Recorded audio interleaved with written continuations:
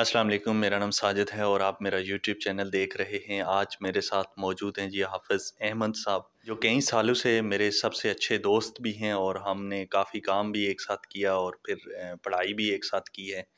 تو آج ان کو میں نے اسپیشلی دعوت دی تھی کہ آپ میرے اسٹوڈیو میں آئیں، تو آپ کے ساتھ میں نے ایک ویڈیو بنانی ہے کیونکہ ان کی بڑی انٹرسٹنگ سٹوری ہے۔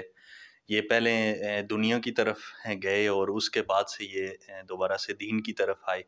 اور جب دین کی طرف آئے تو ایک بہترین انہوں نے تعلیم حاصل کی اور اپنی جو لائف ہے تو اس کو پوری طرح سے چینج کر دیا۔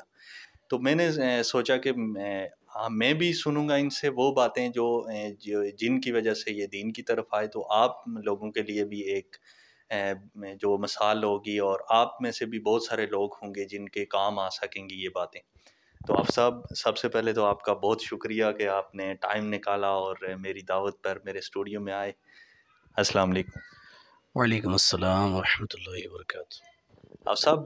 سب سے پہلے آپ یہ میرے دیکھنے والوں کو بتائیں کہ آپ کا ایک سفر جو شروع ہوا تھا زندگی کا، تو وہ دنیاوی سفر تھا، دین کی طرف آپ شروع میں اتنے نہیں تھے، لیکن ایسا اچانک کیا ہوا کہ آپ کی دین کی طرف آئے؟ اور پھر دوسری بات کہ جب دین کی طرف آ گئے تو کیا چینجنگ دیکھی ایک دنیاوی سفر میں اور جب دین کی لک طرف؟ الحمد یا اللہ والصلاة والسلام علی رسول اللہ۔ زندگی اللہ کی دی ہوئی ایک امانت ہے، اور جیسے کہ آپ نے یہ سوال کیا کہ آپ دنیا سے دین کی طرف کیسے آئے، تو ذہن و قلب میں ایک اضطراب تھا کہ جس طرف میں لگا ہوا ہوں یہاں طمانینت نہیں ہے، یہاں سکون نہیں ہے۔ تو اللہ کی ذات نے کرم کیا، فضل کیا، اور ویسے بھی اس کا حکم ہے کہ وما خلقت الجن والانس الا لیعبدون، کہ اللہ کی ذات نے جن و انس کو محض اپنی عبادت کے لیے پیدا کیا ہے۔ تو کبھی کبھار انسانوں میں سے اللہ تعالیٰ اپنے خاص بندوں پر کرم کرتا ہے کہ وہ دنیاوی امور میں کتنے ہی عمیق گہرائی میں گر چکے ہوں، مگر ان پر اپنا فضل کرتے ہوئے انہیں واپس دین کی طرف لے آتا ہے۔ وہ حدیث میں آتا ہے نا کہ نبی مکرم صلی اللہ علیہ وسلم نے فرمایا کہ اللہ تعالیٰ رزق اسے بھی دیتا ہے جسے پسند کرتا ہے، اور رزق اسے بھی دیتا ہے جسے پسند نہیں کرتا، مگر دین کا علم محض اسے ہی عطا کرتا ہے جسے وہ پسند کرتا ہے۔ تو سب سے پہلے تو توجہ اسی جانب جاتی ہے کہ اپنا تو کوئی خاص ایسا عمل نہیں تھا کہ جس کی بنا پر اللہ نے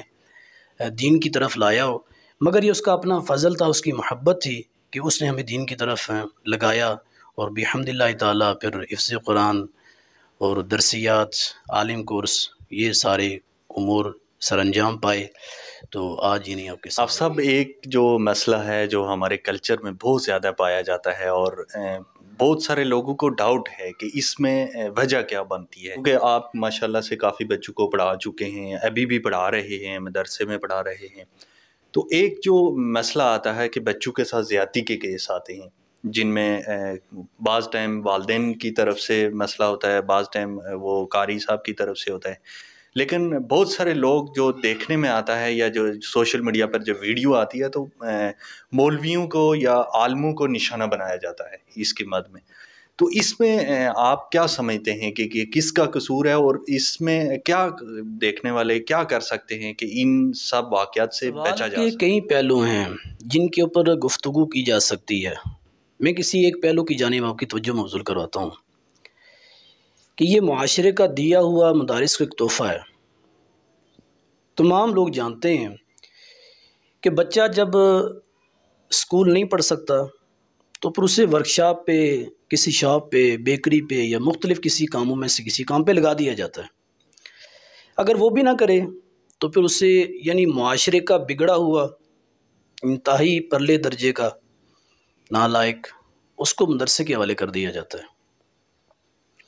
تو جب اس طرح کے لوگ، یعنی ہمارا دین کے ساتھ لگاؤ کتنا ہے، دین سے محبت کتنی ہے، قرآن سے، حدیث سے محبت کتنی ہے،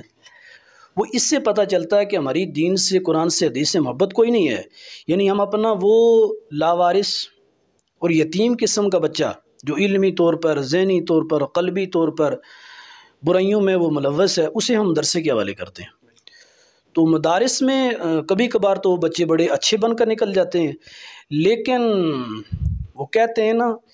کہ کچے دھاگے سے بنے جو رسی وہ ٹوٹتی نہیں، پڑ جائے جو عادت بچپن میں، وہ چھوٹتی نہیں۔ تو ایسے بچے جب معاشرے میں بہت ساری لذتوں میں، گناہوں میں منہمک ہو کر، مستغرق ہو کر، گناہوں سے لتھڑے ہوئے جب وہ مدرسے میں جاتے ہیں، ان کی وہ بچپن کی عادات جو معاشرے نے ان کو دی ہوتی ہیں، سکھائی ہوتی ہیں، ان کے اندر انسٹال کی ہوتی ہیں، وہ جاتی تو نہیں، تو پھر کبھی کبھار پھر وہ اس طرح کی حرکتیں مدرسے میں ان سے سرزد ہو جاتی ہیں، لیکن ہم ان کا دفاع نہیں کرتے۔ ہم اس معاملے میں وہ جو عالم ہے، فاضل ہے، حافظ قرآن ہے، کوئی بھی ہے، حکومتی سطح پر اداروں کی طرف سے ان آپ کو صاحب سزائیں ایک ہونی اور چاہیے۔ بات جو ہمارے دیکھنے والے جاننا چاہتے ہیں آپ سے، کہ یہ جو استخارہ ہوتا ہے، کیونکہ آج کل اس کا جو ٹرینڈ ہے تو وہ کافی چل پڑا ہے، گزرے زمانے میں ہمیں اتنا نہیں ملتا، لیکن موجودہ جو ہے تو ہر عام بندہ بھی استخارے میں چلا آتا ہے، اور بعض مولویوں کے روپ میں بہت لوگ ملتے ہیں جو کہتے ہیں جی ہم بھی استخارہ نکال لیتے ہیں، اور پھر جب یہ شادی کا مسئلہ آتا ہے تو اس ٹائم ماں باپ کی طرف سے اور دوسری طرف سے یہ کہا جاتا ہے کہ ہم استخارہ نکالیں گے، اگر اس میں بہتری آئی تو پھر ہم شادی کریں گے یا رشتہ کریں گے۔ تو اس حوالے سے ہمارے دیکھنے والوں کو بتائیں کہ استخارہ اصل میں ہے کیا، اور یہ کون لوگ کر سکتے ہیں، استخارہ کون کر سکتے ہیں، اور اس میں اور ہمارے معاشرے میں کیا آپس میں میل ہے اور کس طرح سے یہ کرنا چاہیے؟ جی، استخارہ کے حوالے سے پہلی بات تو یہ کہ یہ اسلامی تعلیمات میں سے ایک ہے، سنت ہے استخارہ کرنا۔ اللہم انی استخیرک، یہ جو دعا ہے، پوری دعا استخارہ، ہر بندے کو جب بھی کوئی خیر کا معاملہ پیش ہو تو اسے چاہیے کہ وہ یہ دعا پڑھے، اور دعا پڑھنے کے بعد جو اس کے سارے کلمات ہیں ان کو سمجھے، اردو میں بھی پڑھے، اور پھر جہاں پر ہے کہ یہ کام میرے لیے خیر لی فی دینی و معاشی و عاقبت امری، کہ میرے دین میں، میری معاش میں، آخرت میں یہ میرے لیے بہتر ہے یا نہیں بہتر، تو جب یہ دعائیں کر لیتا ہے، دعا کرنے کے بعد اگر اس کام کے لیے اس کا دل طمانینت اختیار کر لے، مطمئن ہو جائے، تو وہ کام کر لے، یعنی اللہ کی طرف سے اجازت ہے۔ اس کا ایک دوسرا پہلو بھی ہے کہ اگر اچھا خواب آئے تو استخارہ اچھا ہے، اور برا خواب آئے تو استخارہ ٹھیک نہیں ہے۔ یہ ضروری بھی نہیں ہے، لیکن لوگوں کی توجہ زیادہ اس جانب ہے۔ ہاں، اس کے علاوہ کچھ اور استخارے بھی ہیں کہ جو عام لوگوں کی پہنچ میں نہیں ہیں، جیسے تسبیح کے ساتھ استخارہ کرنا،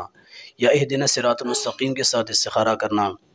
اور بھی کئی معاملے کے ساتھ یہ مخصوص علماء عاملین کرتے ہیں، اور یہ جائز ہے، اس میں عدم جواز کی کوئی بات نہیں، لیکن اس میں جو لوگوں کو لوٹا جاتا ہے، ایک استخارے کے عوض لوگ اگر 10,000 20,000 25,000 لیتے ہیں تو یہ جائز نہیں ہے۔ یعنی یہ ایک عجیب نفسیات ہے ہمارے معاشرے کے اندر کہ جب بچہ امیر ہو، بگڑا ہو، تو کہتے ہیں استخارہ نہیں کرتے، کہتے ہیں اللہ اس کو ہدایت دے گا، اور جب کوئی غریب ہو، ہدایت یافتہ ہو، نیک ہو، مخلص ہو، تو پھر استخارہ کرتے ہیں۔ تو اب وہ جس بچے کے لیے آپ نے کہا کہ اگر امیر ہے، ہدایت پر نہیں ہے، بگڑا ہوا ہے، تو اللہ اسے ہدایت دے گا،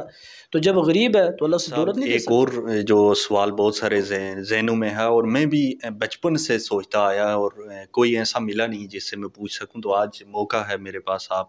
عالم بھی ہیں، حافظ بھی ہیں، اور ایک لمبا پیریڈ آپ کا اسی دین اسلام کی خدمت میں گزرا ہے،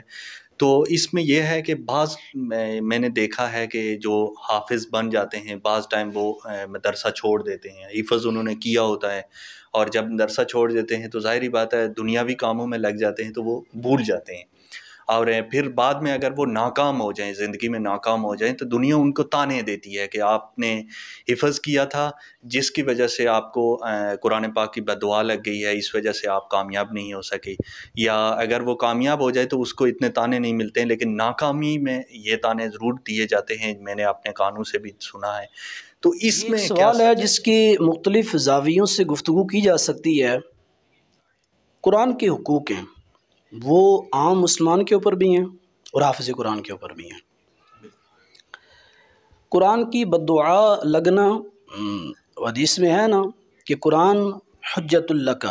او علیک، کہ قرآن تیرے حق میں حجت ہے یا تیرے خلاف حجت ہے، کہ کل محشر کے میدان میں اگر آپ نے قرآن کے حقوق کو ادا کیا ہے، اس کے احکام کو، اس کی اوامر و نواہی کو ادا کیا ہے، جو اس کے حقوق ہیں ان کو ادا کیا ہے، تو یہ آپ کے حق میں آواز بلند کرے گا، آپ کی شفاعت کرے گا، اور اگر آپ نے اس کے حقوق کو ادا نہ کیا تو پھر اس صورت میں وہ آپ کو پکڑ کے جہنم میں لے جائے گا۔ تو اس وجہ سے اگر کوئی یہ کہے، اور وہی اگر ایک حافظ قرآن ہے، اس کو قرآن بھول گیا ہے لیکن وہ امیر کبیر ہے، اس کو کوئی تانا نہیں دیتا، اس سے کوئی نہیں پوچھتا۔ تو یہ ایسے اللہ کے رازوں میں سے راز ہیں کہ جن پر بندے فیصلہ نہیں کر سکتے کہ یہ اللہ کی طرف سے آزمائش ہے، قرآن کی طرف سے جو میں اپنے دیکھنے والوں کے لیے کرنا چاہتا ہوں کہ آپ صاحب، آپ نے دنیا بھی دیکھی، اسلام کی طرف گئے، اسلامی دنیا بھی دیکھی، آپ کی نظر میں کامیابی کیا ہے؟ بہت سارے لوگ کئی پہلو سے دیکھتے ہیں، جس کے پاس پیسہ آ گیا وہ کامیاب ہو گیا، جس نے گاڑی اچھی لے لی وہ کامیاب ہو گیا، کچھ لوگ کہتے ہیں اگر آپ کے ساتھ آپ کی بیوی بچے سیٹ ہیں تو آپ کامیاب ہیں۔